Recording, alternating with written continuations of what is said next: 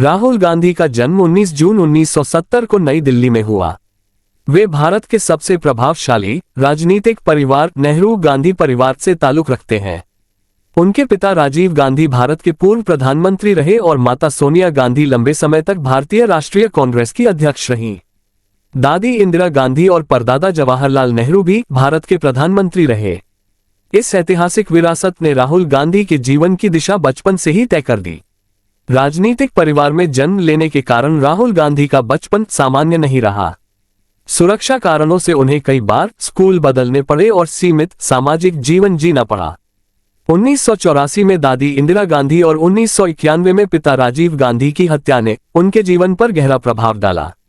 इन घटनाओं ने उन्हें अंदर से मजबूत बनाया और देश सेवा की भावना को और प्रखर किया।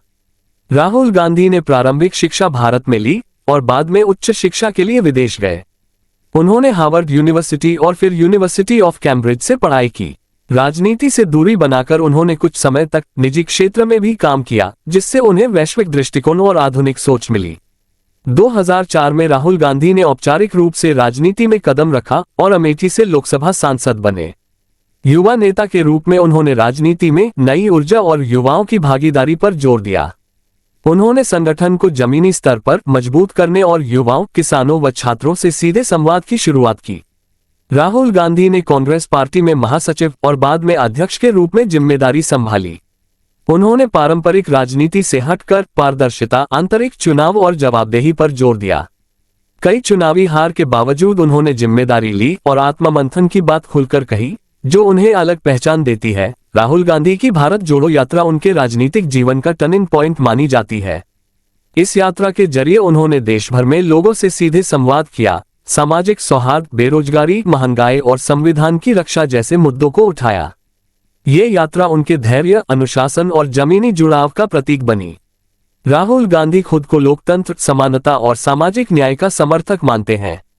वे अक्सर सत्ता से सवाल पूछते हैं और आलोचना से पीछे नहीं हटते। आलोचकों के बीच भी उन्होंने लगातार संघर्ष किया और अपनी बात बेबाकी से रखी, चाहे संसद हो या सड़क। राहुल गांधी का निजी जीवन सादा है। वे खेल, फिटनेस और पढ़ने में रुचि रखते हैं। सार्वजनिक जीवन में रहते हुए भी वे निजी जीवन को निजी ही रखते हैं।